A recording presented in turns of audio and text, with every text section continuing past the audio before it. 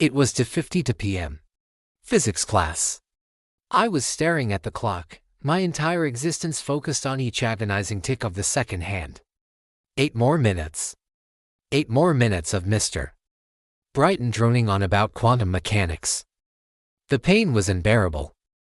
I swear, if I had to listen to one more word about Schrodinger's cat, I was going to phase through the wall myself.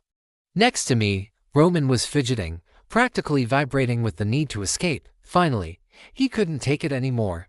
His hand shot up. "Mr. Brighton," he asked, his voice tight. "Can I please use the bathroom?"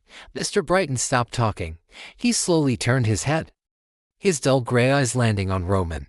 A strange, thin smile crept across his face. "You will no longer need to go to the bathroom, Mr. Hemlock."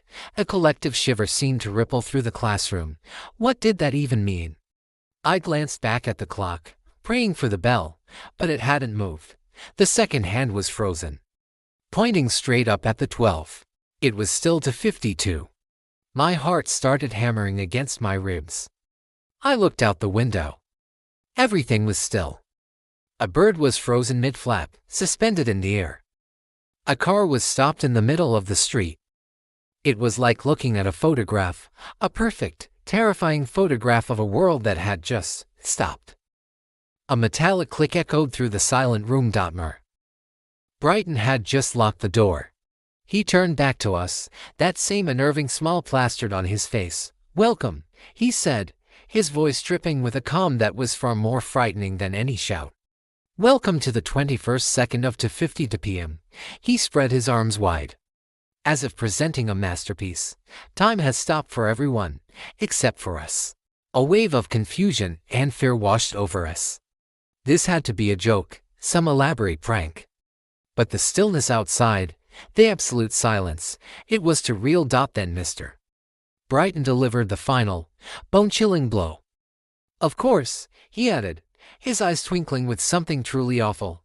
"And away, you have also stopped." Panic erupted.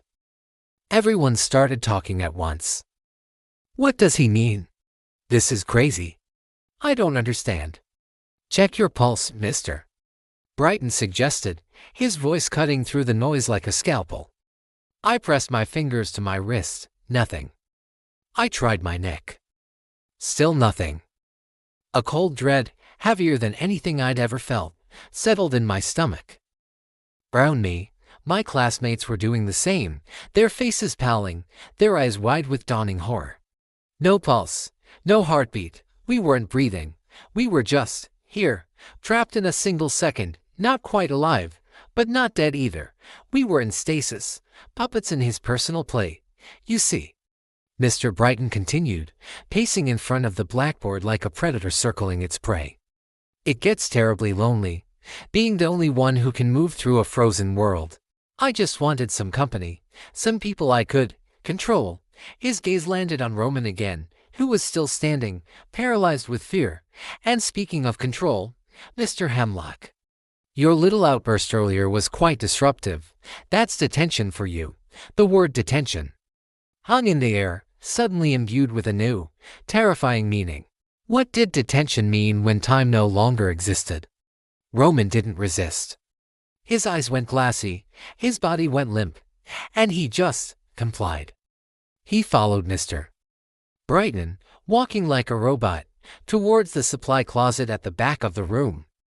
The teacher opened the door, ushered Roman inside, and then closed and locked it behind him.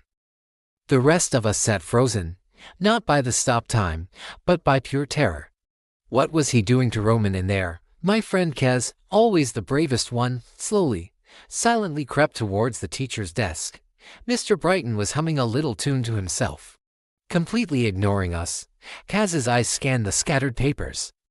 Then, wide and in shock, he snatched a single sheet and scrambled back to his seat. His hands shaking, he showed it to me. It was a list. I hit list. And it had all of our names on it. My eyes scanned down the page, my non-existent heart plummeting. And there it was, halfway down, highlighted in a blood-red marker, Krista Adams. My name. He was planning something for each of us. This wasn't just about company. This was a hunt. Suddenly, a cry ripped through the silence of the classroom. It wasn't loud, but it was filled with such primal terror that it felt like an ice pick to the brain. It came from the supply closet. It was Roman. The sound was cut off as abruptly as it began, leaving a ringing, horrifying silence in its wake. Mr. Brighton turned back to us from the closet door, wiping his hands on a handkerchief. That same thin, awful smile was back. "Now," he said cheerfully, "where were we? Yes, physics." He tapped the blackboard. "I believe we have an eternity to master it. And remember, students," he said, his eyes scanning each and every one of our terrified faces, "I expect you to sit up straight and smile." And so we did.